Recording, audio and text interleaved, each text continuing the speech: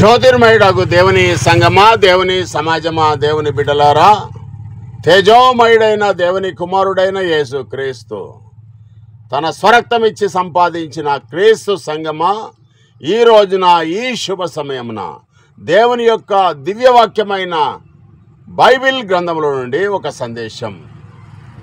అదేమిటంటే, దేవుడు ఎవరు, యేసు ఎవరు అనేక సందేశాన్ని యూట్యూబ్, ఫేస్బుక్, వాట్సాప్, ఇన్స్టాగ్రామ్ ద్వారా వింటున్న ప్రపంచ ప్రేక్షక మహాశయులందరికీ జ్యోతిర్మయుడగు దేవుని నుండి, ఆయన కుమారుడైన యేసు క్రీస్తు నుండి కృపా సమాధానములు మీకు కలుగునుగాక. వాక్య భాగంలోనికి వెళ్దాం. ఈ కనబడే ప్రపంచం లేక విశ్వం అంతా కూడా దేవుడు కలగజేయక మునుపు, ఈ కనబడే ప్రపంచం లేక విశ్వం అంతా కూడా దేవుడు కలగజేయక మునుపు దేవుడు మాత్రమే ఉన్నాడు. ప్రేమైన దేవుని బిడ్డలారా, ప్రపంచాన్ని కలగజేయాలి, దానిని పోషించాలి. ఆ ప్రకృతి తన ఆకారంగా మనుషులను పెట్టాలి, ప్రకృతిలో వారికి అధికారం ఇవ్వాలి అని అనుకున్నాడు దేవుడు. తక్షణమే దేవుడు క్రియ మొదలుపెట్టాడు, దేవుడు పని మొదలుపెట్టాడు. 6 రోజులలో సృష్టిని సృజించాడు. తన మాట ద్వారా, లేక తన వాక్యం ద్వారా, లేక తన జ్ఞానం ద్వారా, లేక తన ప్రజ్ఞ ద్వారా సృష్టించడంలో దేవుడొక్కడే. ఆయన పేరే యెహోవా. మరే దేవుడు లేడు, ఇద్దరు లేరు, ముగ్గురు లేరు. త్రిత్వం అనేది సరైనది కాదు. త్రిత్వం అనే ఒక వాదన సరాసరి నరకానికే దారి. దేవుడు అద్వితీయుడు, అలాగే నమ్మాలి. అలా నమ్మకుంటే అది నీ ఇష్టం. యోహాను సువార్త 1వ అధ్యాయం 1 నుంచి 18 వరకు ఉన్న వాక్యం యొక్క విశ్లేషణ మనం ఈ రోజున తెలుసుకుంటున్నాం. దేవుడు ఉన్నాడు, దేవుని యొద్ద వాక్యం ఉన్నది.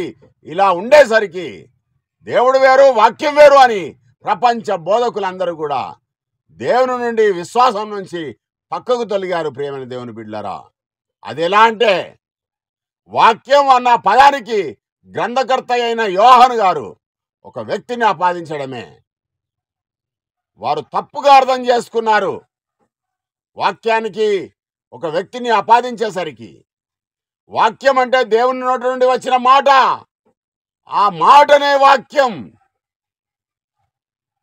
ఆ వాక్యాన్నే దేవుని జ్ఞానంగా వర్ణించింది బైబిల్ గ్రంథం.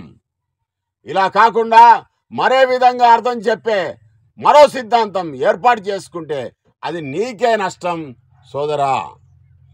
దేవుని మాట అన్నా, దేవుని వాక్యం అన్నా, దేవుని జ్ఞానం అన్నా, దేవుని ప్రజ్ఞ అన్నా, అన్నీ కూడా ఒకే అర్థం ఇచ్చే పర్యాయ పదాలు మాత్రమే. తన సృష్టిలో ఉన్న దేవుని సృష్టిలో ఉన్న ప్రజలందరూ కూడా దేవునికి దూరమయ్యారు పాపం చేస్తూ. దేవుడు కనికరించి తన ఆకారం సృజించబడిన మనుషుల మీద దయ చూపి, ప్రేమ చూపి దేవుడు క్రీస్తును పుట్టించాడు. మానవుల నుండియే సర్వ మానవాళి రక్షణ కొరకు దేవుని కార్యాలన్నీ, రక్షణ కార్యాలన్నీ క్రీస్తు ద్వారా పూర్తి చేశాడు దేవుడు. క్రీస్తులో దేవుని యొక్క ఆత్మను ఉంచాడు దేవుడు. క్రీస్తులో దేవుడు కొలత లేని ఆత్మను ఉంచాడు. కనుక గొప్ప గొప్ప కార్యాలు, మహత్ కార్యాలన్నీ కూడా మోషే ఏ విధంగానైతే చేశాడో ఆ విధంగా యేసు క్రీస్తు ప్రభు కూడా చేశాడు. దేవుని యొక్క చిత్త ప్రకారంగా దేవుడు ఆయనలో ఉండి దేవుడు నడిపించాడు. కొలత లేని ఆత్మను యేసు క్రీస్తులో ఉంచి దేవుడు నడిపించాడు యేసుక్రీస్తుని. యేసుక్రీస్తు అనే ఒక వ్యక్తిని దేవునికి నరులకును మధ్యవర్తిగా దేవుడు నియమించాడు.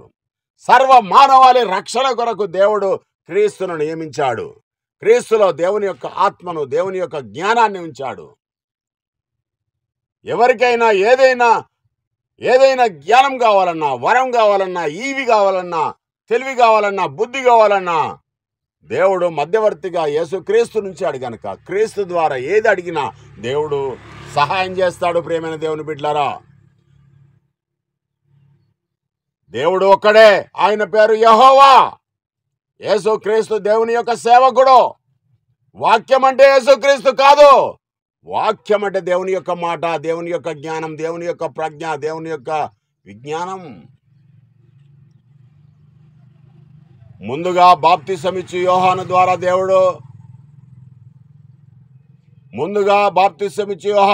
దేవుడు తెలియజేశాడు క్రీస్తు గూర్చి. యేసుక్రీస్తు నా కుమారుడని దేవుడు పరలోకంలోని ఒక స్వరం చెప్పాడు. దేవుని గొర్రెపిల్ల అని యోహాను గారు ప్రకటించాడు.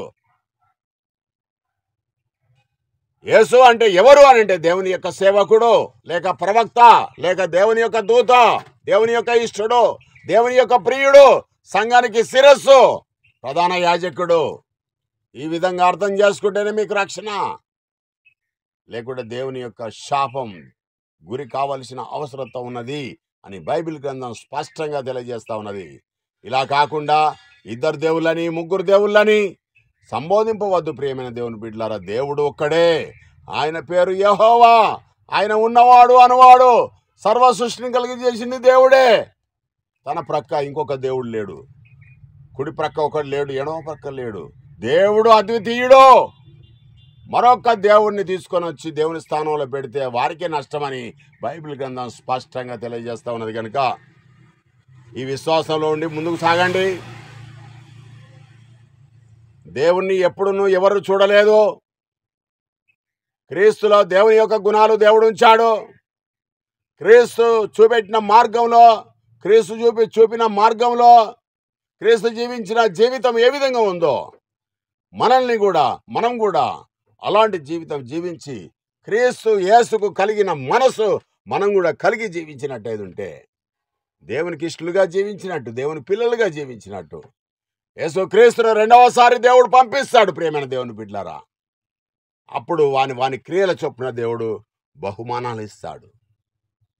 ఎవరైతే క్రీస్తును దేవుని కుమారుడని నమ్మితే, విశ్వసిస్తే, మన రక్షణ కొరకు దేవుడు క్రీస్తును నియమించాడని ఎవడైతే నమ్ముతాడో వానికే నిత్య జీవం, లేకుంటే నిత్య నరకమే అని బైబిల్ గ్రంథం స్పష్టంగా తెలియజేస్తా ఉన్నది. కనుక ఈ విశ్వాసంలో ఉండి ముందుకు కొనసాగి దేవుని యొక్క కృపను పొంది దేవుని పిల్లలుగా జీవించి దేవుని యొక్క ఆశీర్వాదం పొంది దేవుడిచ్చే జీవ కిరీటాన్ని పరలోక రాజ్యంలో పొందడానికి అవకాశం ఈ యొక్క దేహంలో ఉన్నప్పుడే మీరు అలాంటి యొక్క అవకాశాన్ని పొంది దేవుని యందు భయభక్తులు కలిగి దేవుడు పిలిచినప్పుడు వెళ్ళి రెండవసారి యేసుక్రీస్తు ప్రభు పంపించినప్పుడు ఖచ్చితంగా నీకు జీవ కిరీటం ఉంటుంది. అదే విషయాన్ని అపోస్తలుడైన పౌలు గారు కూడా తెలియజేశాడు. అనేక మంది భక్తులు తెలియజేశారు, అపోస్తలుడు కూడా తెలియజేశారు. అపోస్తలుల యొక్క బోధ కాక, యేసుక్రీస్తు బోధ కాక మరి ఏ విధమైన కల్పిత బోధల వైపు, కల్పిత సిద్ధాంతాల వైపు వెళ్లకుండా బైబిల్లో ఉన్నది ఉన్నట్టుగా తెలుసుకొని అక్షరం చంపును ఆత్మ జీవింపజేయను గనుక అనేకమైన దొంగ బోధల వైపు వెళ్లకుండా స్వచ్ఛమైన నిజమైన వాక్యమైన దేవుడు ఎవరైతే ఉన్నారో ఆ దేవుణ్ణి ఒక్కడిగానే పూజించాలి, నమస్కరించాలి, స్తుతులు అర్పియాలి, గణపరచాలి, మహిమపరచాలి, కీర్తిని ప్రకటించాలి దేవుని గురించి. యేసు దేవుడు కాదు, దేవుని కుమారుడు, దేవుని యొక్క ప్రియుడు, సంఘానికి శిరస్సుగా దేవుడు నియమించాడు. ఆయన చనిపోయినాడు, తిరిగి దేవుడు ఆయన లేపాడు, తన కుడిపార్శ్వమున కూర్చునబెట్టుకున్నాడు. కనుక ఆ విధంగా నమ్మండి. యేసుక్రీస్తును రెండవసారి దేవుడు పంపిస్తాడు నీ కొరకు, నా కొరకు నిత్య జీవం ఇవ్వడానికి. మరి ఆ గుంపులో ఉంటావా ప్రియమైన దేవుని బిడ్డలారా? ఒక్కసారి ఆలోచన చేసి వాక్యానుసారంగా జీవించగలరని ప్రభు పేరుతో కోరుతూ ఈ కొద్ది మాటలు దేవుడి యొక్క మీ వినికిట్లో ఫలించునుగాక. దేవుడి యొక్క వాక్యాన్ని దీవించునుగాక. ఆమేన్.